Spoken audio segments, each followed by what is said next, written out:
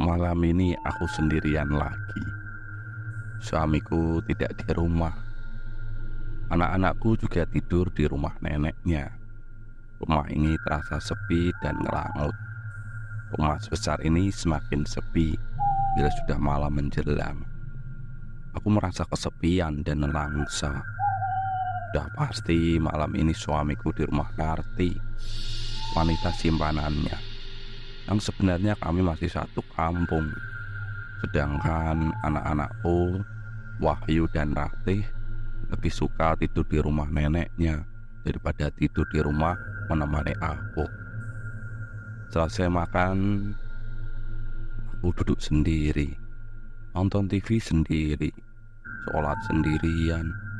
Semuanya serba sendiri. Setelah selesai sholat dan mengaji Quran, tiba-tiba dari atas lemari aku melihat bola api yang menyala berputar-putar seperti mencari mangsa. Melihat keadaan seperti itu, aku langsung berteriak, Allahu Akbar, ya Allah, Allahu Akbar. Duar.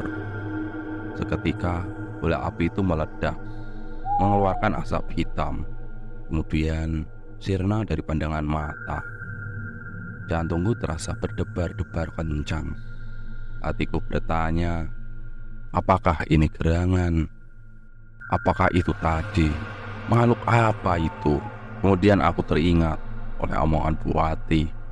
Bola api itu yang barusan aku lihat, itu adalah Banaspati yang pernah dia lihat semalam sebelumnya.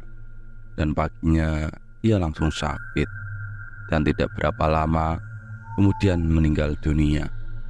Kemudian aku kembali menata hatiku. Aku teringat akan doa yang diajarkan kakekku.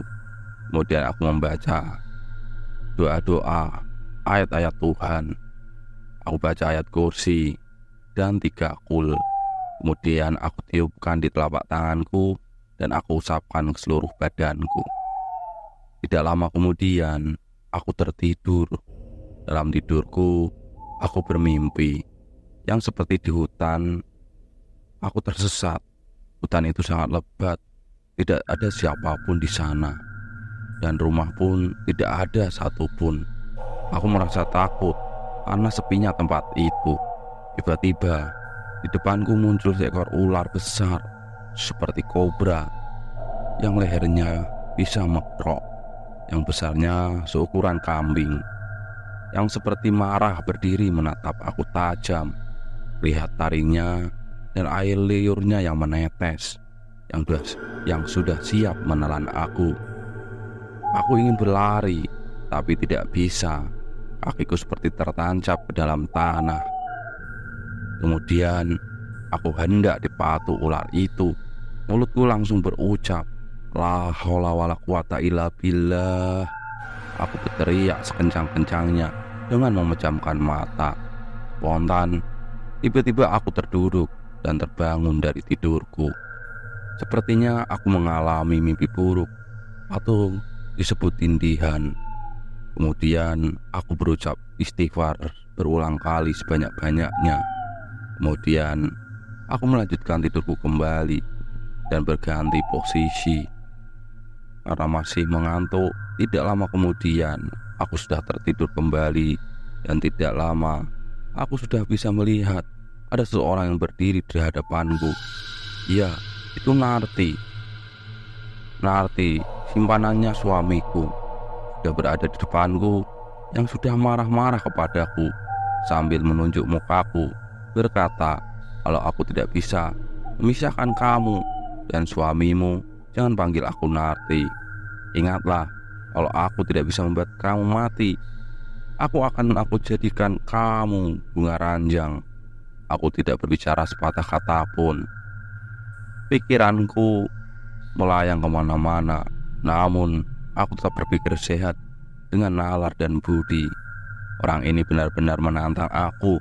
Aku tidak akan mengalah sampai takdir tertulis untukku. Setan ini akan kulawan sampai titik darah penghabisan. Kemudian aku dalam posisi yang benar.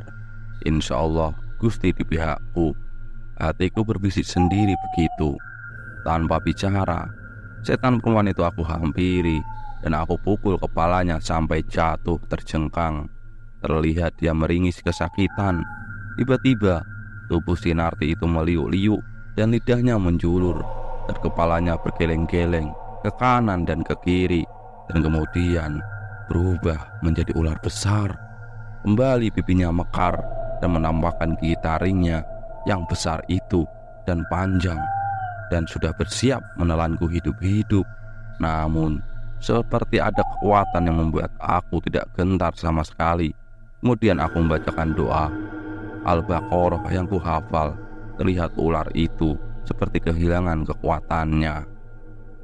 Mulutnya tertutup dan berubah sekecil cacing. Tiba-tiba suasana menjadi gelap gulita seperti di acara film yang sudah selesai. Pelan-pelan kesadaranku pulih walaupun mataku masih terpejam. Setelah aku membuka mataku dan melirik jam dinding yang menunjukkan jam 3 pagi, aku kemudian bangun dan mengambil air wudhu dan melaksanakan sholat tahajud. Setelah selesai, aku berzikir dan berdoa dengan pelinang air mata. Aku tumpahkan semua permasalahan hidupku pada Allah sang pemilik alam semesta yang pengasih dan penyayang.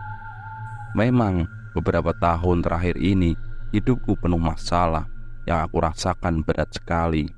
Suamiku sudah tidak seperti dulu yang tidak pernah pulang. Jikapun pulang, adanya hanya marah-marah. Semuanya yang aku lakukan selalu salah di matanya. Nafkah lahir tidak pernah diberikan.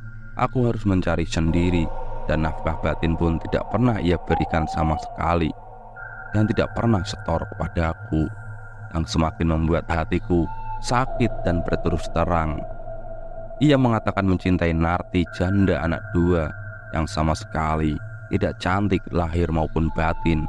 Di depanku, di telingaku sendiri, dan juga kedua anakku yang serba penurut tiba-tiba menjadi pembangkang dan menjadikan aku seperti pembantunya yang kadang suaranya membuat merah kuping. Karena sebagai seorang perempuan, aku juga perlu curhat. Aku pun curhat dengan tetanggaku yang menjadi langganan belanja sayur.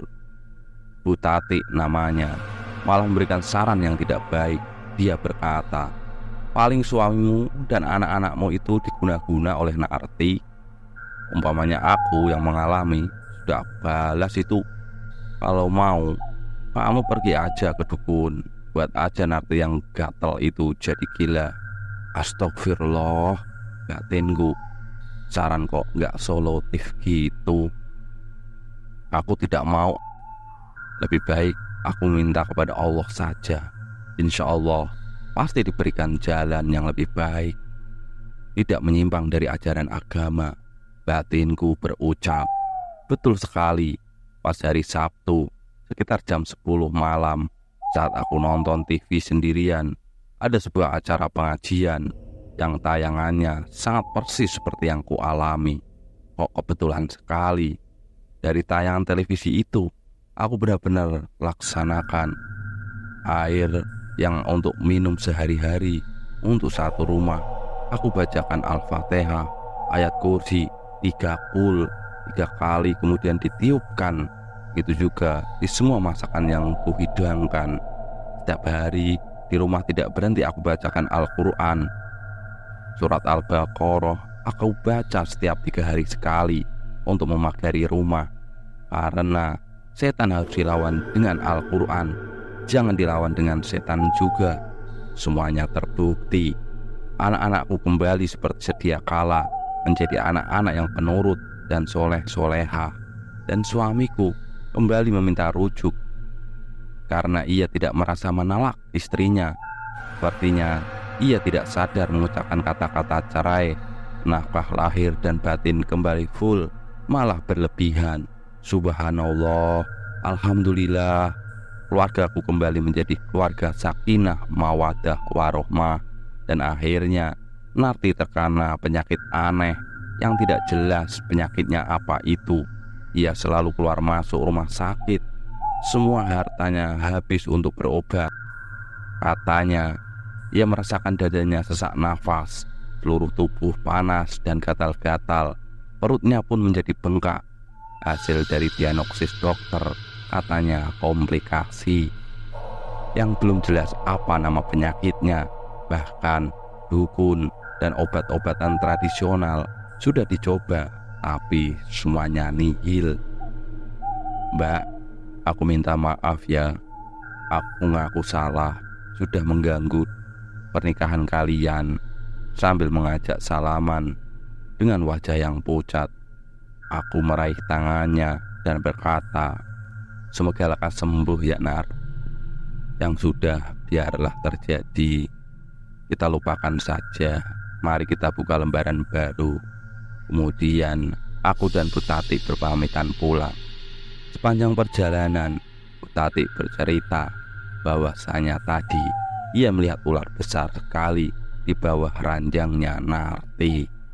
Aku memang tidak bisa melihat ular itu, namun aku yakin ular itu adalah jin yang dimintai tolong oleh Narti untuk menuruti dan melancarkan hawa nafsunya untuk memikat para pria dan mengganggu rumah tanggaku selama ini. Itulah terakhir aku bertemu Narti saat menjenguk dia setelah pulang dari rumah sakit. Siapa yang menanam pasti menuai, ujar Bu Tati. Aku hanya tersenyum dan bersyukur pada Tuhan. Selesai. Demikianlah kisah kali ini.